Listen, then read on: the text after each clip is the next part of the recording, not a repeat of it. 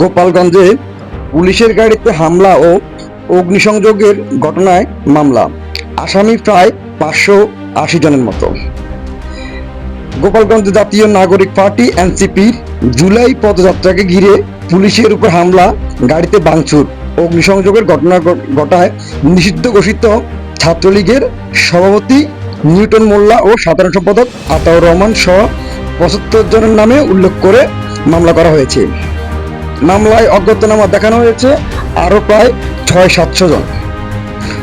গোপালগঞ্জের গোপনীয়পুর পুলিশ ফাঁড়ির পরিদর্শক আহমদ বিশ্বের বাদী হয়ে মামলাটি করেন।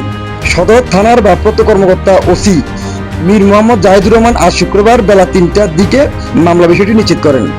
এদিকে অগ্নিসংযোগের ঘটনায় আজ সকাল পর্যন্ত প্রায় 50 জনকে আটক করেছে যৌথ বাহিনী। তাদের মধ্যে কতজনকে এই মামলায় গ্রেপ্তার দেখানো হয়েছে তা এখনো জানা যায়নি। ওসি সাজিদুর রহমান বলেন, সদর উপজেলা উলপুর ইউনিয়নের গটিয়াঘাট চরপাড়া এলাকায় পুলিশের উপর হামলা করে গাড়ি ভাঙচুর অগ্নিসংযোগের ঘটনায় গোপনীয়পুর পুলিশ ফাঁড়ির পরিদর্শক আহমদ বিশ্বের বাদী হয়ে একটি মামলা করেন। মামলার নিষিদ্ধ ছাত্রলীগের জেলা সভাপতি নিউটন মোল্লা ও সাধারণ সম্পাদক আতাউর রহমান সহ 75 জনের নাম উল্লেখ করা হয়েছে। এখন বিষয়টি হচ্ছে, হঠাৎ করে জেলা গোপালগঞ্জে এনসিপির পদযাত্রা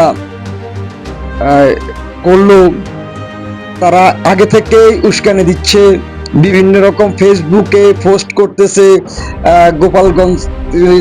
গোপালগঞ্জের নাম মুছে দিবে, এই করবে সে করবে। তো এগুলো না করলে তো আমার মনে হচ্ছে যে বিষয়টি এতটুকু গড়াইতো না।